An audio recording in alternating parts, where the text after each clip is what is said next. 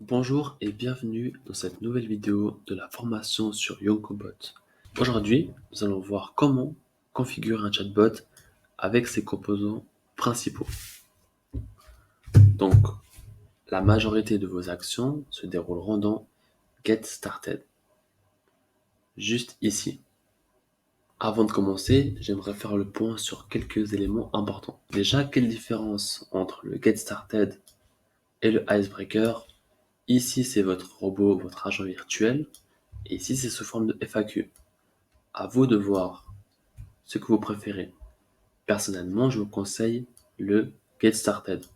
Voilà, c'est plus sympa, c'est un robot. Dans tous les cas, les deux sont liés à l'automatisation. Si vous choisissez l'un des deux, vous cliquez sur Activer et l'autre sur Désactiver. Et vice-versa. Bien, autre point important, ici nous allons commencer à éditer notre robot par un message de bienvenue. C'est le message qui s'affiche avant de démarrer. Petit rappel pour ceux qui ne connaissent pas bien comment ça se passe.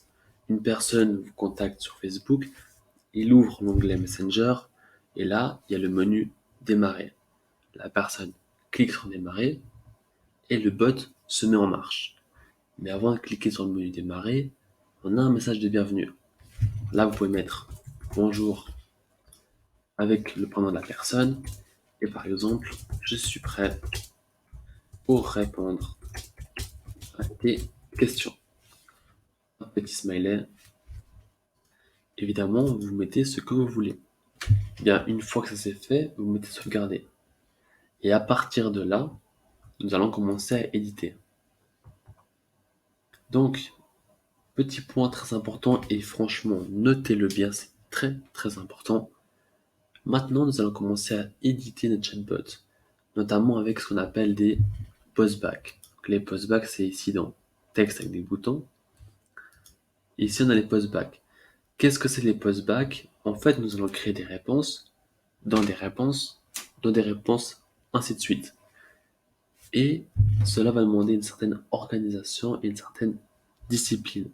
Donc, je vais vous montrer quand on fait les postbacks, comment être bien organisé, comment s'y retrouver facilement, mais également ce que je vous conseille, c'est d'avant de faire le chatbot, vous prenez une feuille et vous notez votre plan. C'est-à-dire, qu'est-ce que vous voulez mettre comme question, comme réponse? Sur quoi vous voulez que vos prospects tombent? Et vous faites en fait un petit schéma. Par exemple, ok, mon prospect, quand il arrive sur le bot, va avoir des questions pour telle catégorie, des informations pour mon site, etc. Quand il clique sur ça, ça déclenche ça. Quand il aura déclenché ça, il aura ceci et ceci. Puis cela, cela, cela, cela. Une fois que vous avez votre plan qui est établi, vous pourrez commencer à construire le chatbot. Donc, reprenons. Ici, vous avez différentes sections à votre disposition.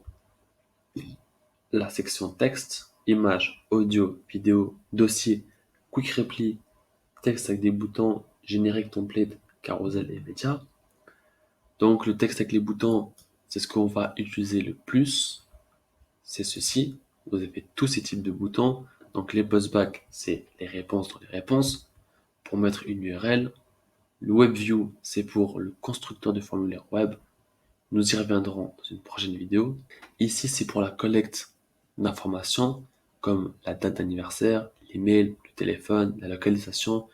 Là, c'est pour vous appeler, se désinscrire, se réinscrire, parler à un humain, parler avec le robot.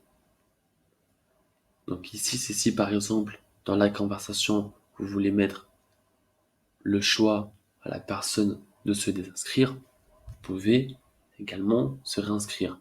À savoir que la personne peut le faire manuellement dans la conversation, elle peut se désinscrire, donc vous recevrez une notification et vous pourrez justement lui envoyer la possibilité de se réinscrire via une campagne Messenger. Également, il est bon de noter que la plupart de ces boutons-là, il faut les configurer parce que vous mettez user email, donc la personne va en fait rentrer son email, Une fois qu'elle rentre son email, le bot va automatiquement lui envoyer un message. Et ce message se trouve ici. Dans les actions, bouton settings, vous voyez, vous pouvez tout configurer. Donc pour les emails, par exemple, la personne rentre son email, et ici vous avez normalement un bouton. Nous avons mis du texte pour vous de base, qui est généré de base. Vous pouvez le copier et le traduire en français, mettre le vôtre, c'est vous qui voyez. Donc, voilà, ça charge. Donc, merci pour votre email, nous allons vous contacter. Vous pouvez mettre ça. Merci pour votre email. Vous recevrez un message bientôt. Et vous faites update. Évidemment, je viens de louper un truc, c'est important de le noter. Typing on display, faites-le à chaque fois, vous faites activer, vous mettez 2 à 3 secondes, ça va rendre un côté plus humain à votre robot. Si vous ne mettez pas ça, les messages vont partir tout de suite. Si vous mettez ça, quand le robot va écrire, il y aura les 3 petits points sur la fenêtre de Messenger, et voilà, il y aura un aspect plus humain, c'est conseillé. Voilà, on peut le comme ça. Évidemment, vous avez tous les types de boutons pour la configuration de vos boutons. Ça vous laisse un maximum de personnalisation, ce qui est super, ce qui vous laisse un maximum de personnalisation. Bien, revenons à notre postback. Les boutons, nous y reviendrons juste après. Vous comprendrez pourquoi, notamment avec le parler en humain, c'est important de faire un petit tour dessus et le no match. Pour l'instant, créons notre message de bienvenue. Il me semble l'avoir déjà fait, donc je vais juste actualiser.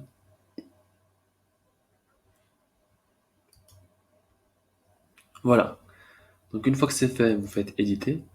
Bien, maintenant vous activez le typing on display, mettez 2 secondes. Là vous mettez le bouton que vous voulez. Donc les carousels par exemple, c'est des images qui défilent entre eux. Texte avec des boutons, c'est texte avec des boutons. Générique template, c'est pour avoir des templates génériques. Quick Reply, alors ça, petit aparté, c'est très important. Ce sera vraiment une partie axée récolte de données ou réponse rapide. Je m'explique. Comme vous avez pu le voir avec les textes, avec les boutons, vous avez vraiment beaucoup de possibilités. Et notamment au niveau de la récolte de données. Lorsque vous cliquez par exemple sur email, c'est la personne qui va devoir rentrer son email manuellement. C'est des actions en plus, c'est pas forcément bon. Là, vous mettez, admettons, votre email et la personne rentre son email. Tandis que si vous faites Quick Reply et que vous mettez email, quand la personne va arriver à cette partie-là, le bot va automatiquement afficher l'email de la personne et vous pouvez mettre une phrase au-dessus du style confirmer votre identité. La personne ne va pas comprendre exactement ce que c'est.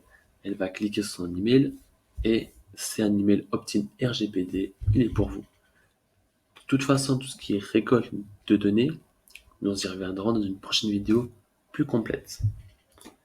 Revenons au texte avec les boutons. Donc là, c'est le moment où on va être bien organisé. Et là, c'est à vous de vous dire, ok, la personne a fait démarrer, elle a commencé le chat, qu'est-ce que je veux qu'elle aille en premier? Par exemple, quelle est ta demande? Maintenant, est-ce que cette demande est une question? Oui, ça peut être une question sur l'appellation, une question sur des produits, peu importe. Donc on met au pluriel, par exemple, si elle en a plusieurs. Et les postbacks, vous voyez, vous pouvez les ajouter ici. Donc, vous cliquez sur Ajouter et une fenêtre s'ouvre. Vous mettez le nom de votre postback, mettez le nom qui correspond le plus à votre section. Là, c'est les questions, donc vous mettez questions. Très important parce qu'après, pour le retrouver et trier, ce sera mieux. C'est ce que je vous conseille au début. Et dans les postback ID, nous ajoutons automatiquement votre nom de template dans le postback ID, mais vous pouvez personnaliser. Vous voyez? Si vous voulez le postback template, c'est là où vous retrouverez vos templates dans la partie postback parce que ici, je vous ai montré que vous pouvez l'ajouter directement, mais c'est pas à l'infini. Tandis qu'il y a un espace réservé exprès pour dans votre Messenger bot postback ou par la suite, vous créerez plein de postback là-bas. Ici, c'est pour vous faciliter la vie, faire gagner un peu de temps, mais c'est pas le mieux, c'est pas le plus précis. Pour l'instant, restons ici. Et les postback ID, c'est les postback que vous retrouverez dans le petit bouton postback qui est juste ici. Bon, en l'occurrence, rien ne s'affiche parce qu'on n'en a pas encore créé. Donc, vous mettez vos questions. Ici, le label, c'est si vous voulez que la personne ait une étiquette. Pour la vidéo, on peut en créer un. Vous mettez par exemple audience 1 et vous créez. Ensuite, choisir une séquence de campagne, c'est pour une prochaine vidéo. Là, vous mettez vos 2 secondes. Alors là, maintenant, on va de nouveau faire d'autres postback parce que la personne a une question, c'est bien, mais quelle question exactement? Vous pouvez mettre par exemple, quelle question? Là, vous mettez, est-ce que c'est une question, par exemple, sur l'affiliation? Vous mettez affiliation, vous mettez postback, vous ajoutez un nouveau postback. Et vous voyez là, c'est la dernière fenêtre. Vous pouvez le refaire encore plusieurs fois, c'est déconseillé. C'est mieux qu'après, vous allez dans la partie postback que je vous montre juste après. De nouveau, niveau organisation, vous mettez question affiliation. Donc vous mettez ici question affiliation. Très important. Label, pas besoin, sauf si vous voulez. Ensuite, là vous parlez de l'affiliation. Parlez de l'affiliation. Ensuite, sauvegarder, mettez OK, rafraîchir, toujours mettre submit et rafraîchir. Là ici, vous voyez on a mis notre postback pour l'affiliation.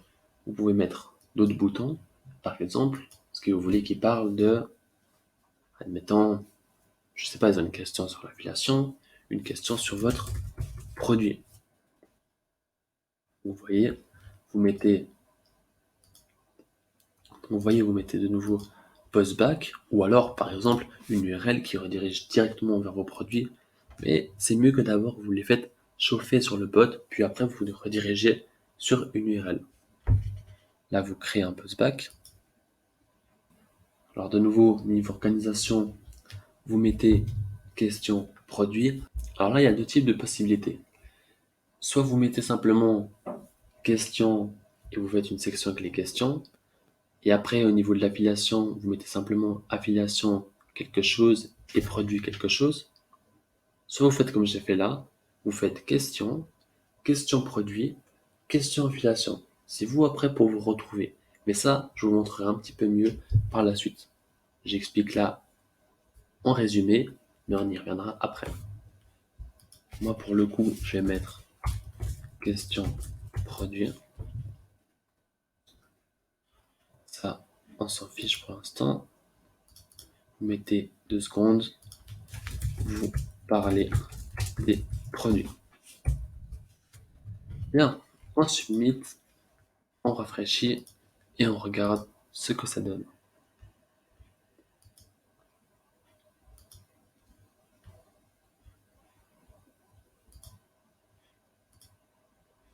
Très important aussi, c'est pas forcément nécessaire, mais faites-le quand même moi, de toute façon je préfère. Un petit aparté, vous voyez ici c'est vos postback ID, d'où l'importance d'être organisé. Vous revenez dans Get Started et vous faites sauvegarder. Et là il vous dit que voilà le bot est lancé. Voilà, une fois arrivé sur votre page Facebook, vous lancez la conversation.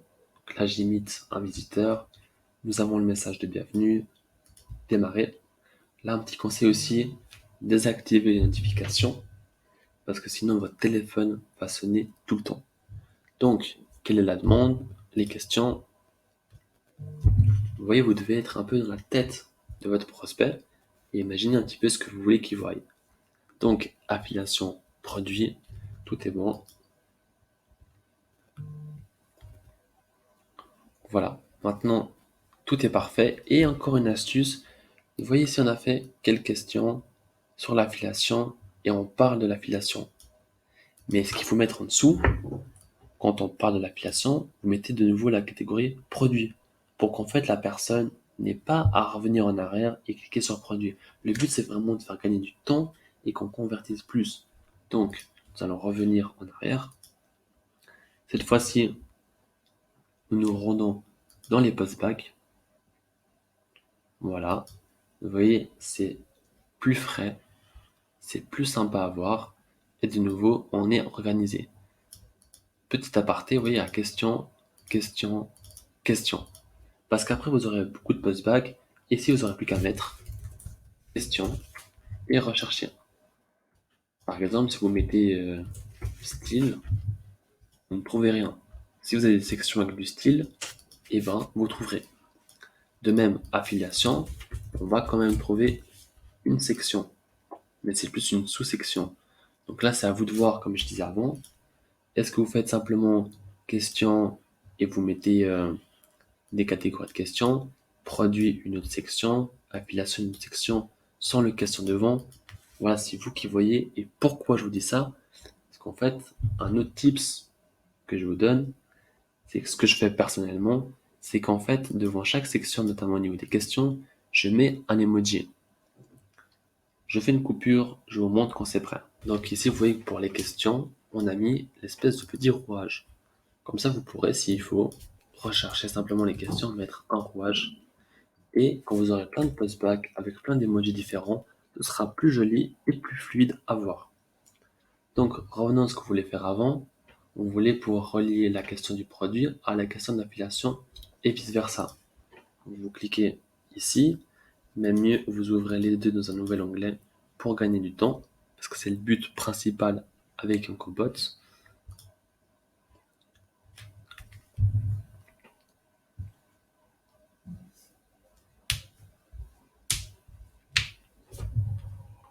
Bien, nous sommes dans la question des produits. Alors là, attention, pour créer un post-back, on va changer de bouton. Le texte que vous avez mis part. Donc, ce que je vous conseille, c'est de le copier, vous le changez, et voilà. Donc maintenant, on a parlé des produits, et on va mettre affiliation, post-back, l'importance d'une bonne organisation, question, affiliation, c'est rapide. Update. On va maintenant faire l'inverse.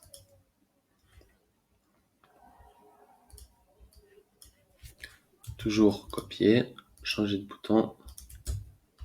Là, on parle des produits. On met le post-back.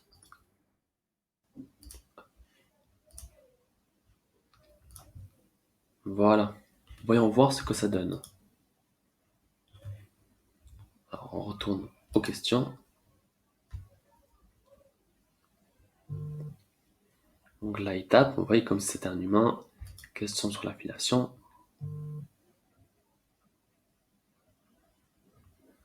Donc, cette fois-ci, il nous propose d'aller au produit. Donc, vous voyez, c'est un petit peu le but avec Yonkobot. C'est vraiment de faire quelque chose d'assez interactif. Bien, maintenant, admettons que la personne veuille vous écrire manuellement. Ce qui n'est normalement pas possible, il faut qu'elle suive le repos. Admettons qu'elle vous dise je ne sais pas quoi faire. Là, vous n'avez pas prévu de bouton pour ça, mais Yonkobot est bien fait, nous avons prévu quelque chose pour ce problème-là. Normalement, en attendant quelques secondes,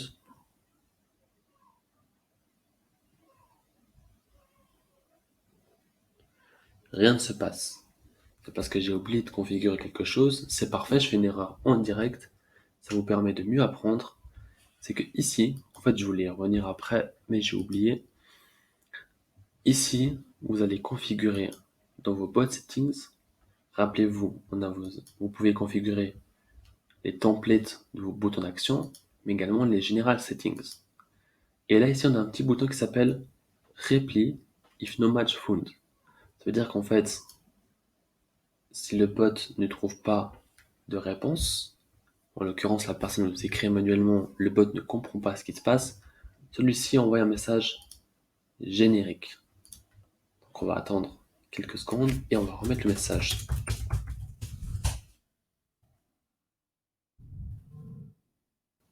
Donc là voilà, un message générique est apparu et ce message vous pouvez le personnaliser juste ici, dans Action bouton, No match. Et donc là, vous le personnalisez, vous le mettez en français, vous mettez ce que vous voulez, vous mettez évidemment en écrit comme un humain, et là, vous pouvez également mettre d'autres boutons. Est-ce que vous voulez qu'en fait répondre avec une image, répondre avec un audio? C'est vous qui voyez. Vous pouvez par exemple mettre répondre avec un bouton, et justement on va faire la liaison avec un autre problème que vous pouvez rencontrer, mais que je vais le mettre dans cette section-là, c'est s'il veut parler avec un humain. C'est plutôt s'il veut parler avec le bouton humain. On va mettre humain ici, et dans les catégories de boutons, vous avez parler à un humain. C'est assez problématique. Pourquoi? Parce que lorsque la personne clique sur ce bouton-là, le bot s'arrête, il est bloqué. Ça veut dire qu'après, il doit attendre votre réponse, sinon il ne peut plus rien faire, plus rien ne fonctionne. Et parler à un humain, vous pouvez le mettre n'importe où, hein, dans n'importe quel endroit de votre bot, c'est vous qui voyez. En l'occurrence, je le mets là, parce que voilà, je me dis, bon, la personne vous écrit manuellement, le bot ne trouve rien, là vous mettez, bon, un humain va intervenir. Alors en fait, c'est pas nécessaire, parce que ici, quand le robot envoie ce message-là, vous recevez une notification. Donc en fait, ça ne sert à rien en fait. C'est pas un bon exemple, mais c'est pas grave pour la vidéo, on le fait quand même. Comme ça, vous pouvez comprendre la situation. Donc je répète, le message apparaît, vous recevez une notification, vous allez lui parler. Maintenant, admettons que c'est une autre situation, que la personne clique, parle à un humain, c'est ce qu'on va faire. On va également configurer le bouton parler à un humain. Donc là, c'est toujours le message générique pour vous aider. Vous le traduisez, vous le changez, vous faites ce que vous voulez. On va mettre un petit smiley pour reconnaître que j'ai modifié le bouton Update. Et on va voir ce qui se passe à nouveau. Donc là, normalement, vous recevez la notification. Et la personne, admettons, voilà, elle clique sur produire. Et elle recommence. Elle met par exemple ça. Donc là, nous avons le bouton humain. Donc la personne clique et demande à parler à un humain. Donc ça charge, le bot répond et voilà. Il dit que un humain va venir. Donc là, vous recevez une notification, non pas sur Facebook, mais dans votre email. Donc je fais une coupure et je vous montre ça. Donc on se retrouve dans votre boîte email et là voilà, on dit que quelqu'un a demandé à parler à un humain et il a stoppé le robot, que c'est dans la page démo YonkoBot, son idée, son nom, et là le bot vous remercie. Donc comment est-ce que ça se fait que vous recevez un email? C'est qu'il faut le paramétrer. Ici, vous mettrez l'email que vous voulez en cas de souci lorsqu'une personne veut parler à un humain. Et cet email-là, vous le paramétrez juste ici. On va plutôt faire comme ça. Voilà. Donc dans Broadcasting et dans Email API SMTP, vous pouvez en fait configurer avec votre expéditeur par SMTP ou par API, que ce soit Mailchimp, Sendinblue, ActiveCampaign ou autre, même Gmail, Hotmail, ce que vous voulez, vous pouvez. En l'occurrence, moi j'ai fait avec mon email professionnel et je l'ai introduit dans MessengerBot, Bot Settings, General Settings, ce qui fait que lorsque la personne a demandé à parler à un humain, j'ai reçu l'email et ensuite je peux intervenir et aller parler à cette personne. Maintenant, comme vous voyez, le bot est bloqué, donc la personne ne peut rien faire, même si elle fait un message comme ça, même si elle demande à parler avec le bot, rien ne se passe, parce que le bot est bloqué pour que vous puissiez intervenir. Donc il faut aller dans vos abonnés, donc gestionnaire d'abonnés, abonné aux bots. Donc là, vous arrivez ici, vous verrez sa data de base, donc la data classique. Si ensuite la personne met son email ou autre donnée, ceci s'affiche en dessous. La data personnalisée et l'historique d'achat, mais également des boutons d'action. En l'occurrence, le bot est bloqué par le humain agent et vous cliquez sur Resume bot repli pour justement relancer le bot. Et maintenant, ça devrait fonctionner. La personne clique sur affiliation et le bot repart. Évidemment, elle peut également cliquer sur Resume chat with bot. C'est pour relancer le bot automatiquement. Donc en fait, c'est vous qui voyez ce que vous voulez faire, vous voulez le mettre ou pas. Bien, c'était tout pour la partie intervention humaine. Maintenant, on va voir un autre point important dans la configuration de votre bot, c'est les bot repli settings. Alors là, c'est aussi très important. C'est si vous voulez pour anticiper certaines situations. Comme vous voyez, vous éditez votre bot ici. Maintenant, il se peut que la personne écrive quelque chose manuellement et dans ce cas-là, le bot envoie un message générique pour informer de la situation. Mais vous pouvez également anticiper. Admettons que vous faites par exemple un post sur une promotion, vous êtes à un restaurant, une promotion de pizza. Et la personne dit, admettons, là vous mettez le bot, le nom du bot, vous mettez test, enfin vous mettez ce que vous voulez, moi je mets test. Et là maintenant la personne dit, admettons, pizza. Quand votre bot ne parle pas de pizza, mais vous faites une promotion de pizza. Donc il y a un risque que la personne écrive manuellement pizza. Et là vous mettez par exemple,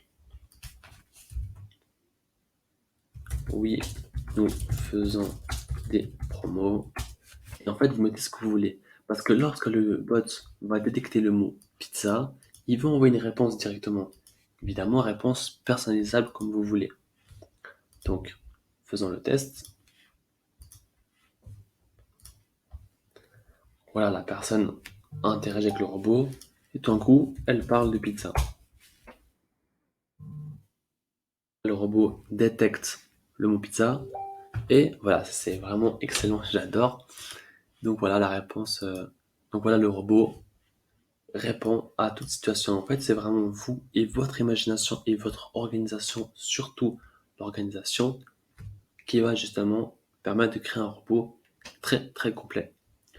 Autre chose, le menu persistant, il faut imaginer que ce petit logo-là, bon, j'arrive pas, c'est pas grave, donc ce petit logo-là va venir se greffer juste ici.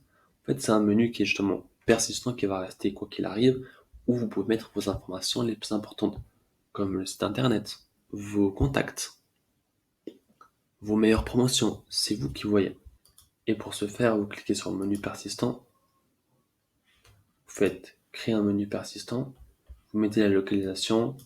Le mieux, c'est que vous mettez un menu par défaut et puis vous créez un nouveau menu avec ce que vous voulez. Donc là, vous mettez le titre, vous mettez une URL, si vous voulez que ce soit par postback, si vous voulez qu'il y ait deux menus. Bon, là, il faut que je complète, mais en gros, vous pouvez mettre jusqu'à deux menus. Et très intéressant, si vous cliquez sur Nested, en fait, vous aurez votre level 1 de menu, vous mettez vos informations, et il y aura un sous-menu. Comme si vous voulez un sous-domaine, là, vous pourrez de nouveau avoir plus de flexibilité. Une fois que votre menu persistant il est prêt, vous cliquez sur Submit et vous faites publier un menu persistant.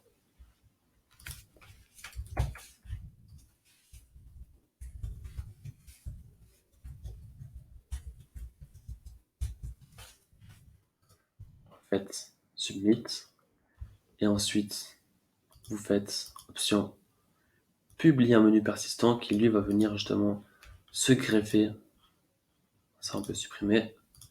Il va venir se greffer à gauche de votre fenêtre de conversation Messenger. Bien, nous arrivons à la fin de cette vidéo. Vous avez vu qu'on n'a pas trop parlé des General Settings, juste le dessus. Tout ce qui est intégration, autorépondeur, SMS, séquence de messages, tout ça, nous verrons dans une prochaine vidéo. Pareil pour ça, le paramètre séquence de messages, que ce soit pour Messenger ou le SMS email, de même, tout ça sera pour une vidéo plus complète. Dernier point, mais c'est également pour une autre vidéo, car chaque outil demande une vidéo particulière tellement que c'est complexe et encore, je ne peux pas tout montrer, c'est très long à tout montrer. Je vous montre le principal et quelques astuces. Mais si vous voyez que nous avons une interaction avec finalement moi-même à travers la page de démo. Donc, ici on m'indique qu'il y a un nouvel abonné. Donc c'est moi. Là je peux de nouveau faire des actions ici, mais également dans abonné, dans gestionnaire d'abonnés. Vous pouvez ici synchroniser les abonnés. Donc en fait, vous allez créer un scan et vous récolterez vos abonnés. Et là, vous ferez la gestion. Mais tout ça, on y reviendra dans une autre vidéo. Mais là, je voulais en venir, c'est que une fois que vous avez un abonné, dans les 24 heures, vous pouvez créer une campagne ici, une campagne Messenger. Donc 24 heures pour de la publicité et jusqu'à 30 jours pour du non promotionnel. Par exemple, la personne, je sais pas, elle achète un collier, ce collier arrive dans 2 semaines.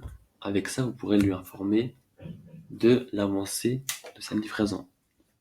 Bien, c'était tout pour cette vidéo. Si vous avez des questions, n'hésitez pas et je vous dis à la prochaine.